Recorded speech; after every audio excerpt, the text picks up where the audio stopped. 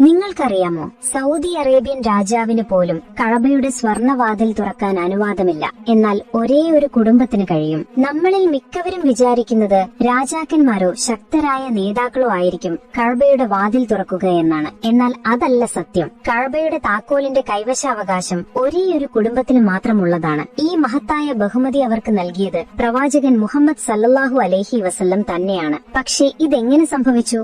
ഇസ്ലാം ശക്തമാകുന്നതിന് മുൻപ് കഅബയുടെ താക്കോൽ ഉസ്മാൻ ഇബ്നു തൽഹ എന്നൊരാളുടെ പക്കലായിരുന്നു. ഒരു ദിവസം പ്രവാചകൻ സല്ലല്ലാഹു അലൈഹി വസല്ലം കഅബയിൽ പ്രവേശിച്ച് നമസ്കരിക്കാൻ അനുവാദം ചോദിച്ചു. എന്നാൽ ഉസ്മാൻ വിസമ്മതിച്ചു. വാതിലടച്ചുകൊണ്ട് പറയുകയും ചെയ്തു, താങ്കൾ ഒരു പ്രവാചകനാണെന്ന് ഞാൻ വിശ്വസിച്ചിരുന്നുവെങ്കിൽ താങ്കളെ ഞാൻ തടയുമായിരുന്നില്ല. പ്രവാചകൻ സല്ലല്ലാഹു അലൈഹി വസല്ലം കോപിച്ചില്ല. പകരം അദ്ദേഹം ശാന്തമായി പറഞ്ഞു, ഒരു ദിവസം വരും, ഈ താക്കോൽ നിങ്ങളുടെ കൈകളിലായിരിക്കും. അന്ന് നിങ്ങൾ എന്നെ തടയില്ല. വർഷങ്ങൾ കടന്നുപോയി. മക്ക വിജയ സമയത്ത് കഅബയുടെ താക്കോൽ പ്രവാചകൻ സല്ലല്ലാഹു അലൈഹി വസല്ലമയുടെ അടുക്കൽ കൊണ്ടുവന്നു. എല്ലാവരും കരുതിയത് അദ്ദേഹം താക്കോൽ ഖുറൈശികളിലെ പ്രമുഖർക്കോ അല്ലെങ്കിൽ തന്റെ സ്വന്തം കുടുംബത്തിനോ നൽകുമെന്നാണ്. പക്ഷേ എല്ലാവരെയും അത്ഭുതപ്പെടുത്തിക്കൊണ്ട് പ്രവാചകൻ സല്ലല്ലാഹു അലൈഹി വസല്ലം വിളിച്ചത് ഉസ്മാൻ ഇബ്നു തൽഹയായിരുന്നു. ഒരിക്കൽ അദ്ദേഹത്തെ തടഞ്ഞ അതേ മനുഷ്യനെ. എന്നിട്ട് താക്കോൽ അദ്ദേഹത്തിന് തിരികെ നൽകുകയും ശേഷം അദ്ദേഹത്തോട് പറഞ്ഞു, ഓ ബനു ഷൈബ, ഈ താക്കോൽ സ്വീകരിക്കുക.